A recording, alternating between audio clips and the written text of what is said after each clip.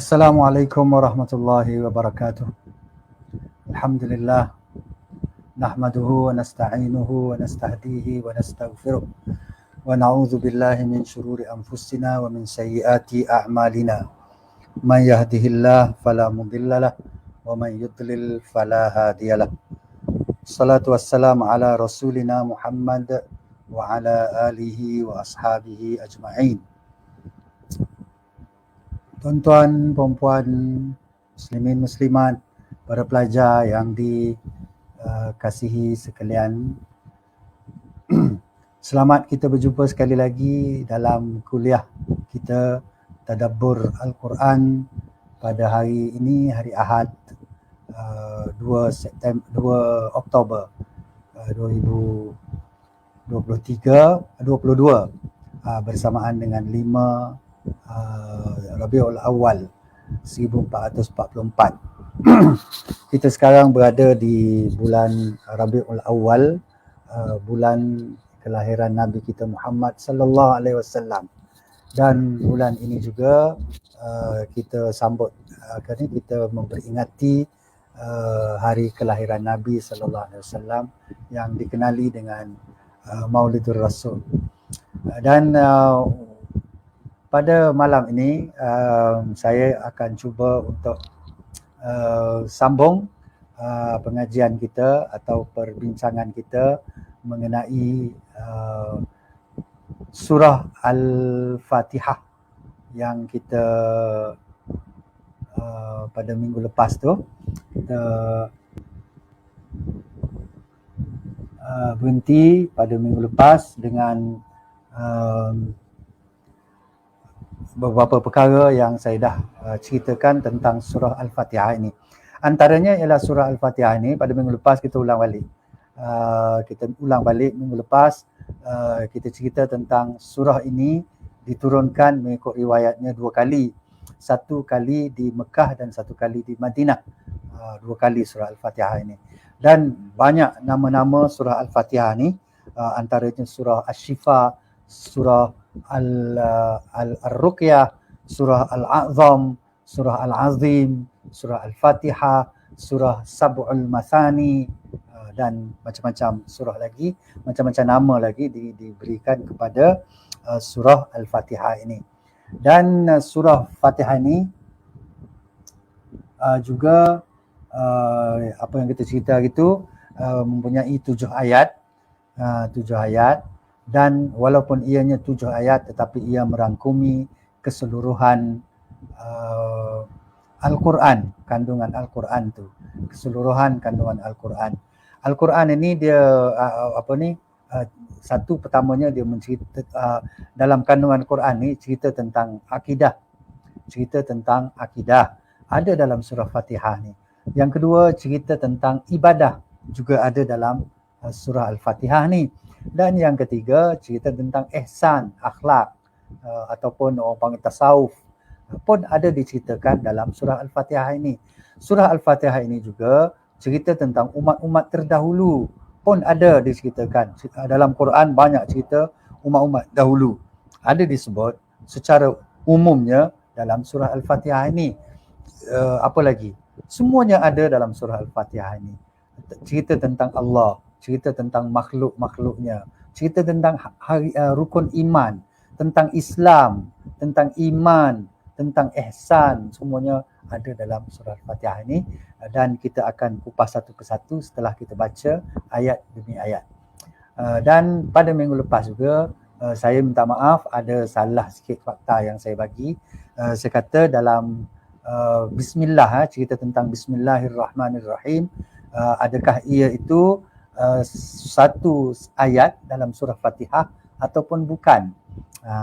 Jadi saya ada sebut kata ada pandangan yang mengatakan surah Bismillah tu bukan daripada ayat Al-Fatihah, tetapi ia dari surah At-Taubah. Silap bro. Yang sebenarnya dia dari surah An-Naml, surah tentang semut. Cerita semut dengan Nabi Sulaiman tu. Jadi ada dalam surah tu Bismillah, bukan surah Taubah. Saya dah tersilap sebut. Bila saya dengar balik video rakaman minggu lepas tu, tu ada satu kesilapan sikit lah.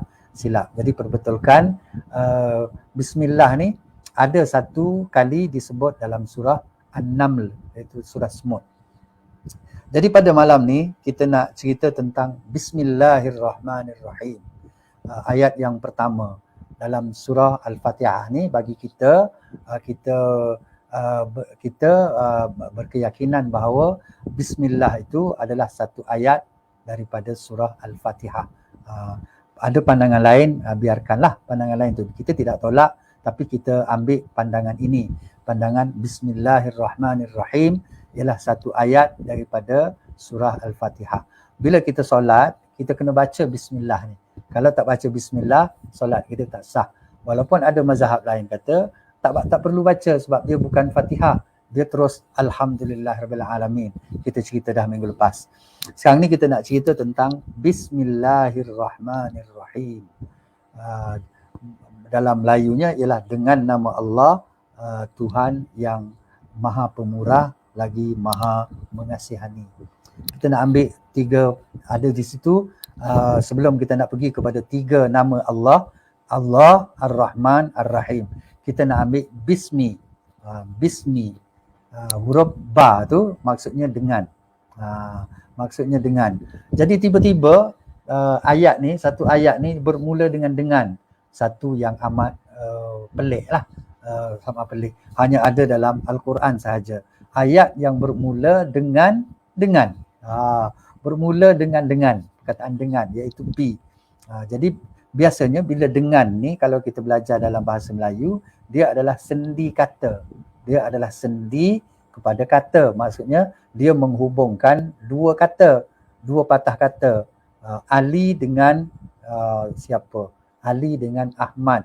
Baju dengan kain. Itu dia mesti ada dua benda.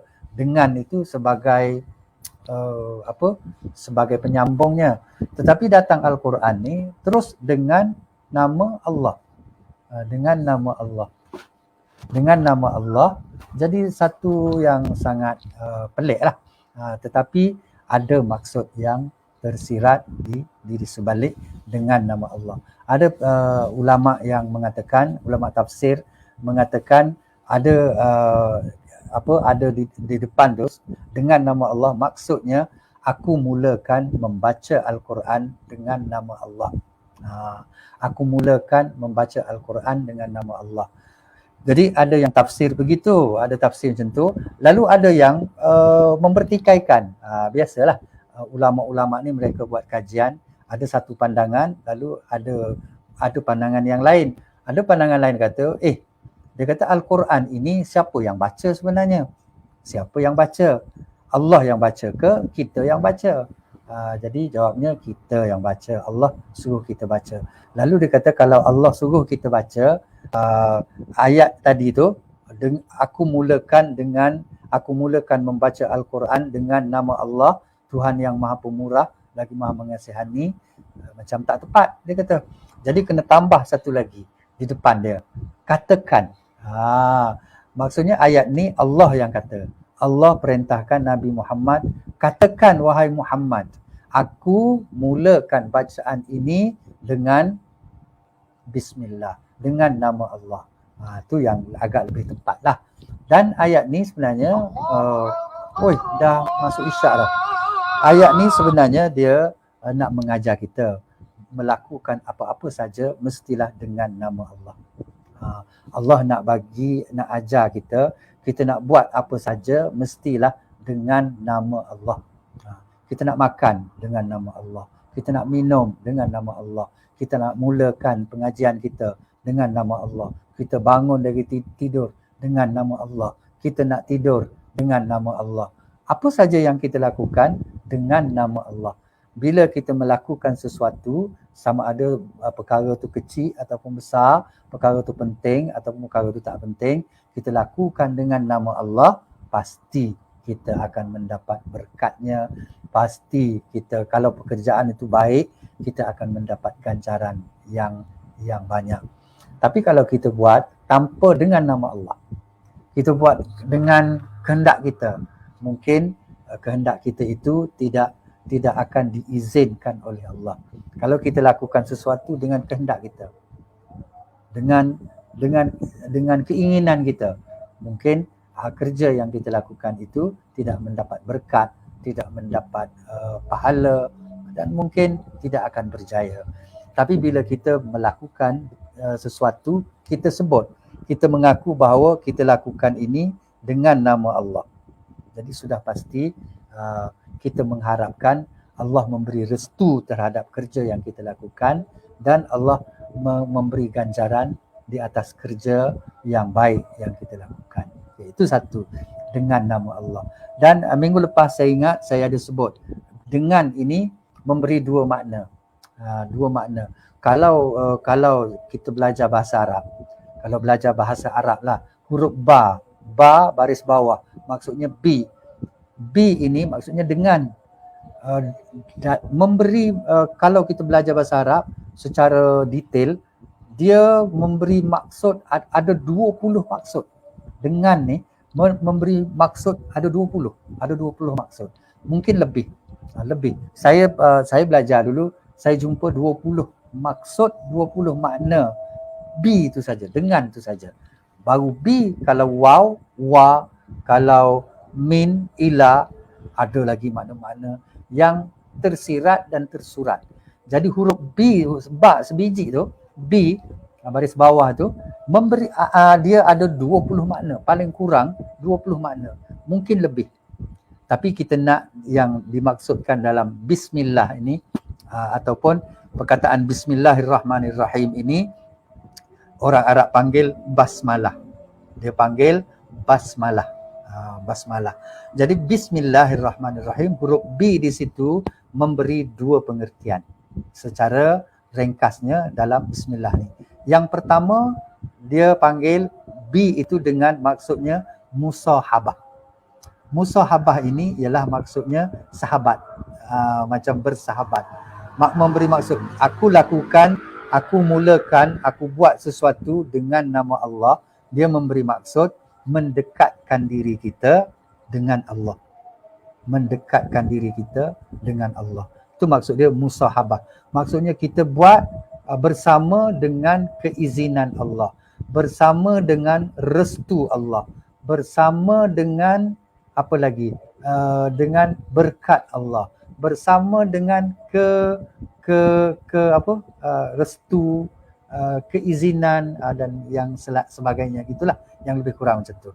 Jadi B yang pertama dalam bismillah itu maksudnya musahabah. Musahabah maksudnya mendekatkan diri. Apa yang kita lakukan mendekatkan diri kita dengan Allah. Kita makan, kita nak dekatkan diri kita dengan Allah. Kita minum, kita nak dekatkan diri kita dengan Allah. Sebab tu waktu kita makan, bismillah. Kita sebut bismillah. Ada orang sebut bismillahirrahmanirrahim pun boleh, ataupun paling tidak pun bismillah. Ada masa Nabi dia hanya sebut bismillah ketika dia nak makan. Bismillah ala barakatillah, dia kata, dengan nama Allah dan dengan keberkatan yang Allah bagi, keberkatan yang ada pada Allah. Jadi ada yang baca macam tu je. Doa yang kita baca, doa yang lain tu, walaupun kita baca doa Allahumma barik lana fi ma razaqtana, tapi kita bila nak suap je kita baca bismillah. Doa tu satu hal yang bila nak suap makanan ke mulut kita ni, kalau tanpa izin Allah, dah dekat nak masuk mulut, dia boleh jatuh. Dan banyak kes yang berlaku kan. Kadang-kadang pengalaman kita sendiri pun macam tu. Benda yang nak masuk dah mulut, nganga dah, nak masuk dah, pap, jatuh ke bawah, jatuh di pasir ke, jatuh di tempat yang kotor ke. Akhirnya makanan yang kita nak suap tu tak boleh kita makan, dah kotor dan sebagainya. Jadi dengan tanpa izin Allah menyebabkan kita tak mampu nak makan, walaupun ianya dah nak masuk mulut. Apa lagi kalau yang jauh, yang belum tahap mana-mana lagi tu, belum pastilah kita dapat. Jadi dengan izin Allah, dengan restu Allah, tu bismillah yang makna dengan yang pertama. Yang kedua ialah isti'anah. Dengan isti'anah. Dengan isti'anah ialah dengan pertolongan Allah. Dengan pertolongan Allah. Kita dapat bangun pagi dengan pertolongan Allah. Kita dapat belajar dengan pertolongan Allah, dengan bantuan Allah. Kita dapat buat sesuatu semuanya dengan bantuan Allah. Kalau Allah tak bantu, tak ada apa-apa kita ni. Kita ni tak ada apa-apa. Kalau tanpa bantuan Allah, tak ada apa-apa. Sebab tu kita sebut selalu la haula wala quwata illa billah. Kita ni tak ada daya, la haula, tak ada daya, wala quwata, dan tak ada tenaga. Tak ada daya, tak ada tenaga. Daya ni maksudnya kemahuan. Kemahuan pun tak ada. Kalau Allah tak bagi kemahuan pada kita, tak ada selera. Contoh kemahuan ni selera. Makanan ada depan mata, selera tak ada. Macam mana? Tak boleh makan. Tu la haula. Kalau kita setiap kali kita baca la haula wala quwata illa billah. Apa maksud dia? La haula maksudnya tidak ada upaya, tidak ada daya. Daya bukan tenaga tu, tidak ada daya keinginan, tidak ada daya, tidak ada selera. Kalau buat makan tak ada selera. Tidak ada apa lagi? Tidak ada ni helah. Tak boleh nak fikir. La haula ni tak boleh nak fikir.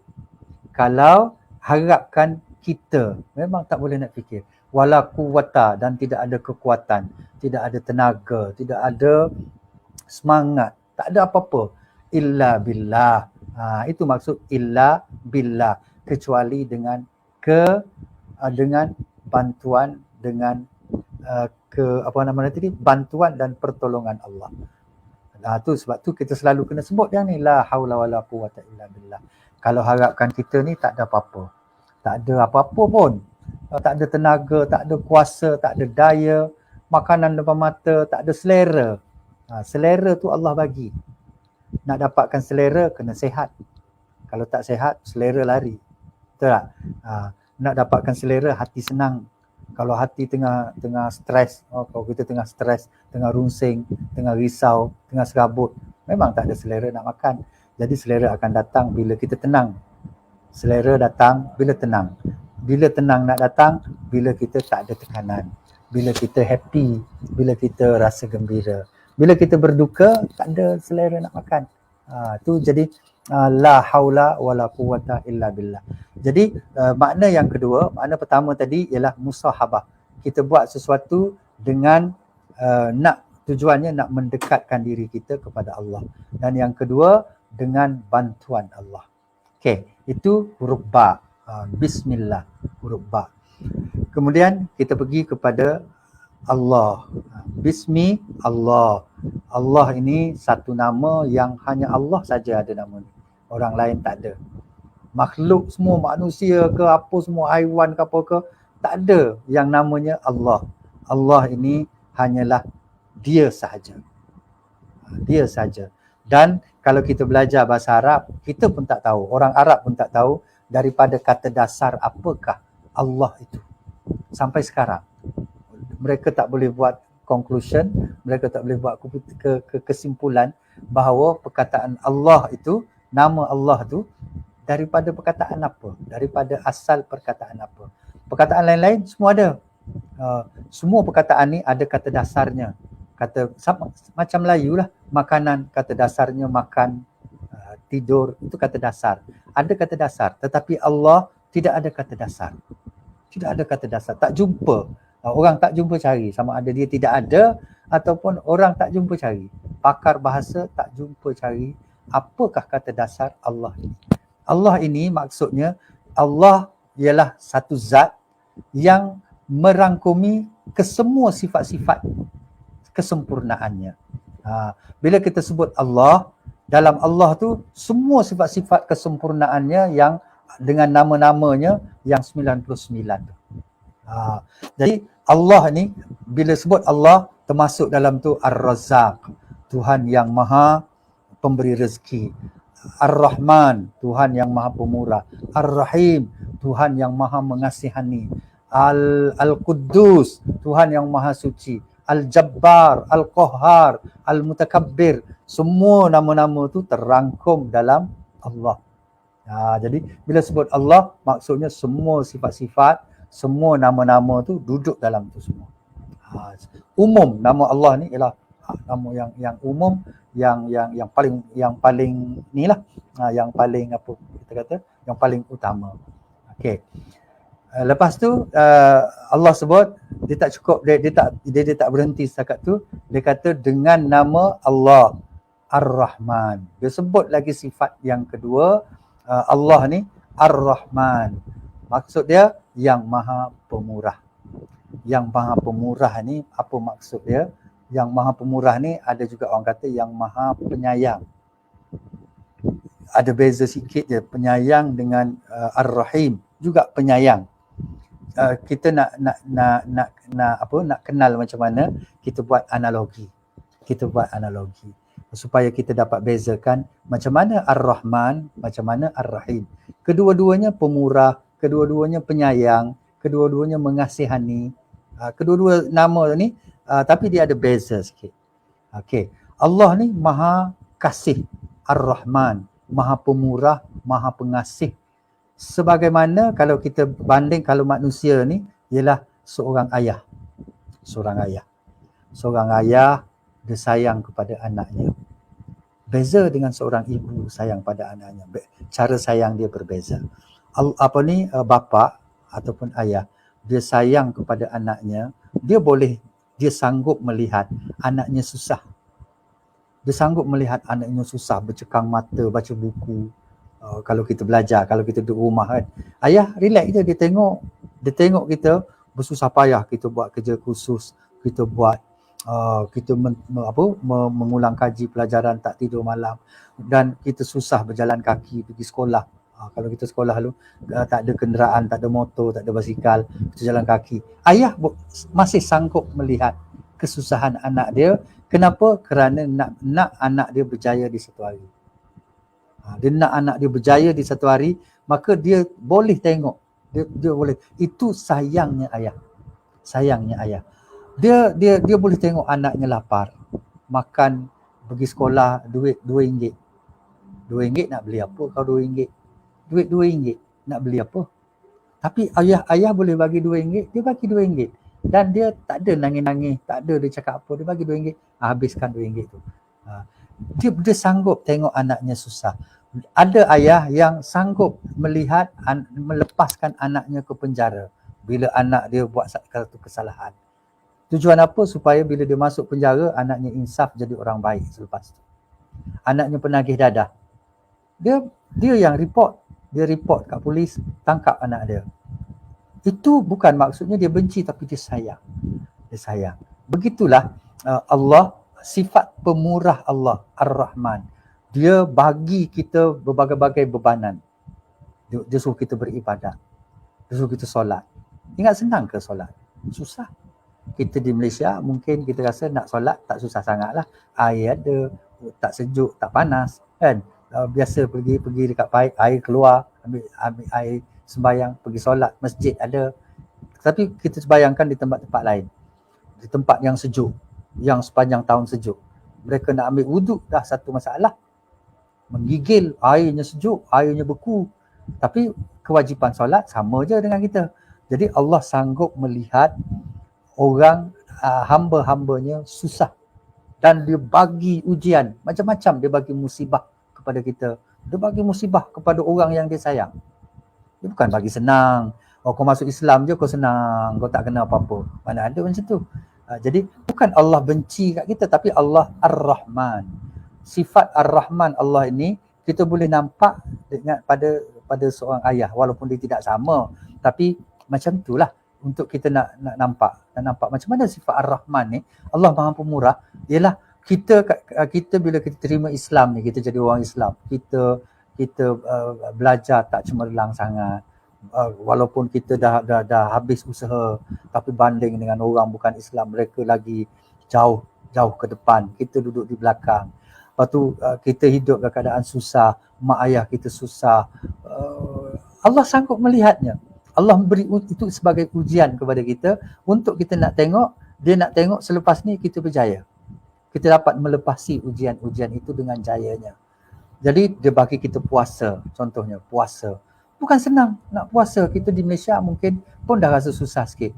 Kalau tempat yang negara musim panas, puasa musim panas, 16-18 jam mereka berpuasa, macam mana? Susah. Jadi Tuhan Allah nak tengok, Allah boleh tengok benda tu. Dan dia tergamak tengok benda tu. Dan dia akan memberi ganjaran di akhirat esok. Di atas apa yang kita lakukan, kita dapat merentasi ujian-ujian tu. Itu Ar-Rahman. Dan Ar-Rahman ini, Allah bagi sifat Ar-Rahman ini dapat kepada kita orang Islam dan dapat juga kepada orang-orang bukan Islam. Orang bukan Islam, mereka langgar perintah Tuhan, mereka langsung tak percaya dengan Tuhan, mereka langsung tak percaya Allah. Kita sebut Allah pun dia orang gelak. Tapi mereka kadang-kadang lebih senang daripada kita. Itu adalah sifat Ar-Rahman. Allah, dia bagi apa saja yang manusia, makhluk, bukan setakat manusia saja, segala haiwan, segala apa, Allah bagi je semua. Dia bagi je semua. Jadi itu sifat Ar-Rahman Allah. Nampak kita nampak, kita nak bezakan dengan sifat yang ketiga Allah sebut ialah Ar-Rahim. Ar-Rahim kena pedas. Tu sebut Ar-Rahim kena pedas. Him, Rahman, Rahim. Itu kita dah sebut minggu lepas. Mesti pedas. Jadi Allah okay, kita berhenti pukul 8.40 40 boleh? Ada 10 minit lagi. Kita dah start lewat tadi. Kita berhenti lewat sikit. Jadi Ar-Rahim. Apa pula sifat Ar-Rahim ni macam mana? Ar-Rahim ni kalau kita nak bandingkan, nak nampak tengok, kita tengok kepada kasih ibu. Kasih ibu. Kasih ibu, dia tak tergamak tengok anaknya susah. Anak dia demam. Dia dah menggelabah dah. Anak dia baru sumbat hidung. Baru hidung tersumbat. Dia dah susah hati. Anak dia merengek, menangis, panas-panas sikit, demam. Dia dah tak senang. Bapak relax bapak. Mak dia dah mula tu. Dia tak sanggup melihat anaknya menderita, anaknya kalau kena masuk penjara, dialah yang akan tahan. Anaknya walaupun anak pendaging dadah, dia yang akan tahan. Okay? Dia ibu beza. Kasih ibu yang macam tu. Maka Allah mempunyai sifat Ar-Rahim. Bukan sama dengan ibu tu, tapi saya nak buat analogi supaya kita nampak, kita mudah faham. Jadi dia tak akan sanggup tengok anaknya susah. Anak dia baca buku banyak, dia suruh relax, makan-makan dulu. Dia bagi makanan, dia buat minuman. Bapak relax tapi mak dia akan bagi makan, bagi minum. Baca buku baca juga, tapi makan juga. Gitulah sifat Ar-Rahim Allah. Dia tidak akan tidak mau hamba-hambanya ini susah di akhirat esok, kena seksa di akhirat esok. Walaupun dia yang ciptakan neraka, tetapi dia tak nak hamba-hambanya masuk ke neraka, diseksa dalam neraka. Lalu dia ada sifat Maha Pengampun. Dia suruh anak-anak hamba-hambanya mohon keampunan. Kalau ada buat silap, mohon ampun. Kalau ada, dan bila mohon keampunan, dia akan ampunkan. Itu sifat Ar-Rahim. Dan sifat Ar-Rahim ini yang kenanya ialah kepada orang-orang yang mukmin, yang beriman sahaja. Tidak kena pada orang-orang yang engkar, yang kufur, yang kafir dengan Allah. Jadi kita tengok Allah bila dia sebut nama-nama dia sebut 3 peringkat. Satu, dia sebut Allah yang secara umumnya.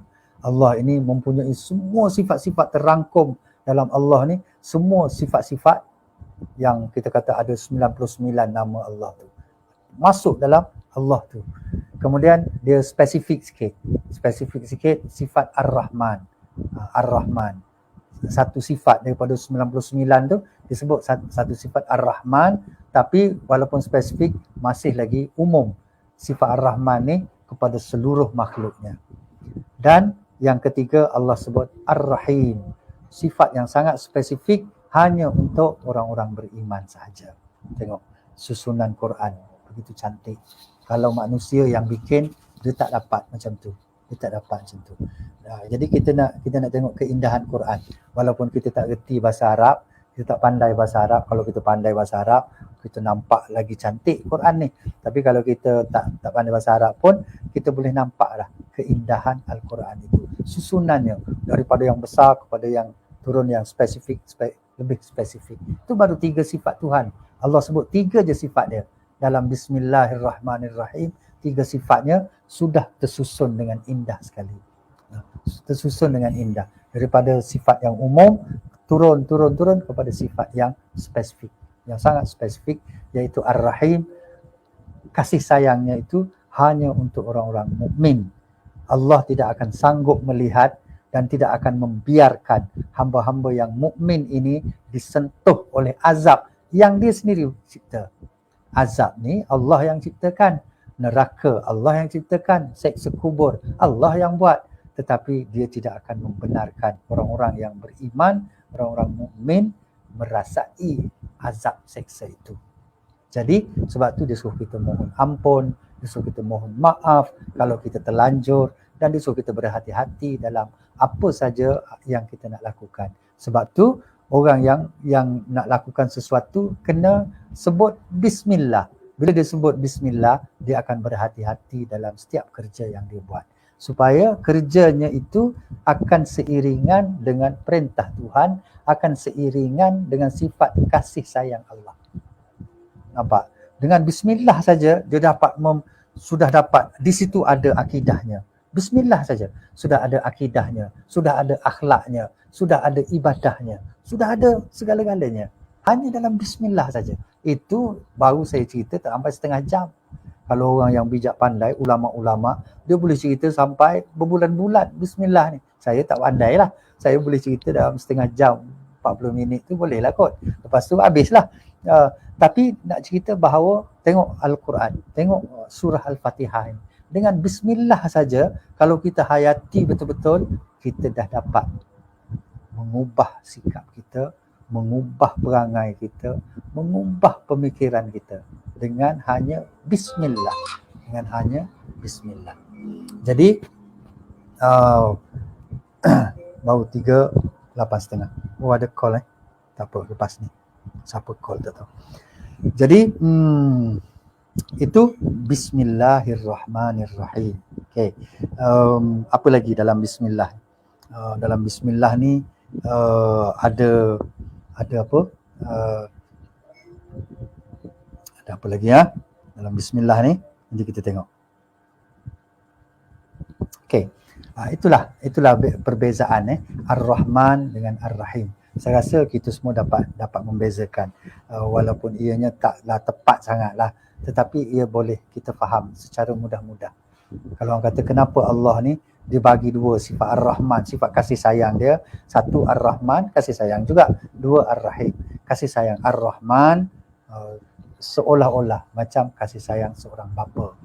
Ar-Rahim seolah-olah kasih sayang seorang ibu. Gitu. Dan kita memerlukan 2 kasih sayang. Untuk menjadi seorang yang berjaya, kita perlu kepada 2 kasih sayang. Kasih sayang bapa, kasih sayang ibu. Dan dua-dua itu ada pada kasih sayang Allah. Allah sayang kat kita dengan dia memberi cabaran kepada kita. Dia mencabar kita supaya kita hidup dalam keadaan susah, hidup supaya kita terus berusaha, kita apa semua untuk mendapat ganjaran di akhirat esok. Tak ada orang yang dapat berjaya dengan senang lenang. Duduk golek dia berjaya. Tak ada. Jadi kita perlukan 2 kasih sayang ni yang ada pada Allah. Jadi sebab tu setiap apa yang kita nak lakukan, kita kena bismillah. Jangan lupa bismillah. Ada cerita-cerita dongeng tentang bismillah ni, banyak cerita dongeng. Salah satu yang selalu saya dengar, cerita seorang isteri. Orang isteri ni dia buat apa-apa je bismillah. Dia buat apa-apa je dia bismillah. Sehingga suami dia boring. Suami dia macam blur gitu. Kau ni semua bismillah. Semua bismillah. Dia kata, isteri dia kata kalau kita bismillah ni kita dapat berkat. Apa saja yang kita nak buat, kita dapat berkat. Satu kali isteri dia suami dia bagi duit pada isteri dia. Ini cerita dongeng je ni. Isteri dia bagi duit kepada, habis tu suami dia bagi duit pada isteri dia. Nah, ambil duit 500. Dia pun bismillah, dia pun simpan duit tu, bismillah. Simpan. Suami dia ni intip tengok isteri dia letak kat mana. Isteri dia letak celah-celah almari tu, celah-celah baju, pakaian tu. Lepas tu bila isteri dia pergi ke dapur ke mana, suami dia ambil curi duit tu. Bila curi duit tu, dia kata nak tengok bismillah ni. Dia nak tengok bismillah, dia nak sudi bismillah kan. Lepas tu selang sehari 2 hari, isteri dia minta balik duit. Mana duit yang aku bagi yang kau hari tu? Dia kata ada. Dia pun pergi kat tempat yang dia simpan duit tu, bismillah. Dia bismillah, dia selak tempat tu, dia ambil, duit tu ada. Duit tu ada, bagi pada suami dia. Maksudnya, padahal duit tu telah suami dia kebah lah. Suami dia dah ambil dah. Tapi oleh kerana berkat bismillah, duit tu ada dekat situ. Jadi suaminya pun akhirnya, suami dia percayalah yang bismillah ni ada kelebihan-kelebihannya. Itu cerita dongeng sajalah, cerita dongeng. Jadi cerita yang betulnya tadilah, bismillah ini kita mengharapkan 2 kasih sayang daripada Allah. Kasih sayang seolah-olah kasih sayang seorang bapa dan kasih sayang seorang ibu untuk mendapat kejayaan di dunia dan kejayaan di akhirat. Okey, saya rasa cukup sekadar itu untuk siri yang kedua ni, dan kita akan sambung minggu depan insya-Allah. Minggu depan kalau tak ada apa-apa, sambung minggu depan cerita kita tentang surah Al-Fatihah ni, ayat yang kedua, iaitu alhamdulillahi rabbil alamin. Cukup sekadar tu. Aku qauli hadza, astaghfirullah li wa lakum. Assalamualaikum warahmatullahi wabarakatuh.